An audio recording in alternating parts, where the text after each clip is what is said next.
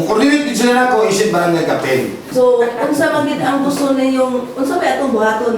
Gipatawag sa Department of Social Welfare and Services kun DSWS sa buhatan ni Kapitan Rosilier Salvador sa barangay Mambaling ning syudad kagahapon sa buntag ang tutok ka mga tribe leader sa Badjaw ug Muslim community diha sa Sitio Nava sa nahisgutang barangay.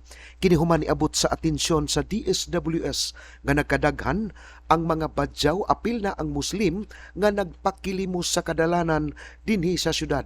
Sa mga post sa social media, makita ang pagkatap sa mga naisgutan nga sagad manglimos sa mga dalan ug sulod sa jeep di pasaheroan. Ang mong pasangil gihimakak sa tribe leaders tungod kay dili tanan sa ilang mga tao nang limos kay sagad kanila pagpanagat ang panginabuhian. Mo na sila gitawag og haligi sa matag tribe nila. Haligi sa unsa na imo? Side A, side B o sa side C. Sama.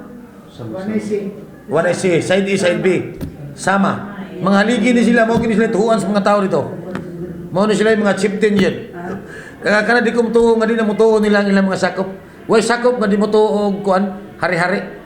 Si Porcia Basmayor labaw sa DSWS niingon nga nakadawat sila og impormasyon ni adtong Lunes nga giabangan gyud og balay sa giingong naggunit nga grupo ang mga Badjaw nga magpakilimos dinhi sa Dakbayan. Nabalaka sila nga posibleng mudaghan pa ang ihap tungod sa nagsingabot nga Pasko ug sinulog sunod tuig. Matud ni Basmayor nga sa koordinasyon ni Dr. Lucille Mercado, ang chairman sa Cebu City Anti-Mendicancy Board, magtinabangay sila nga mawala na sa kadalanan ang mga Badjaw ug Muslim nga magpakilimos. Patawag ta karon sa ato ang mga leader sa tulo ka grupo kung unsa pud ang ilang gustong mapaabot sa gobyerno. Labi na sa atong Mayor Garcia nga unsay ang ngayon buhaton kay kapila naman nato sila gitagaan na nato sila livelihood. Dagan na tagihatag nga tabang sa mga Badjaw pero unsa may need pa gyud nila. Lakip sa imbitahon sa tigom karong Lunes ang Cebu City Bantay Dagat Commission ug ang Philippine National Police nasuta sa ilang buhatan nga dunay pipila sa mga Badjaw ug Muslim ang sakop sa 4Ps. Tungod niini, isumiter nila ang mga pangalan sa DSWD-7 alang sa tukmang silot sa mga masakpang padayong nanglimos sa kadalanan. Mahibaw-an gali nga nagpakilimos ang ato ang mga purpose.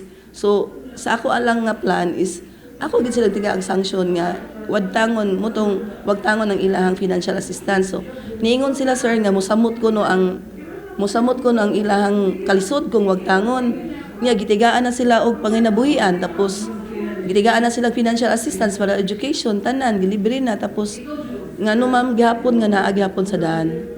Unsa man gyud nga ma-address nila sa atong Mayor Garcia, ni Attorney Raymond Garcia nga sa atong City Council tanan unsa gyud ato ang matabang gyud full nga support nga wala na gid ta like sa uban nga lugar like Baguio, like uban pa nga lugar wala man tay makita na nga nagsuroy-suroy sa dalan.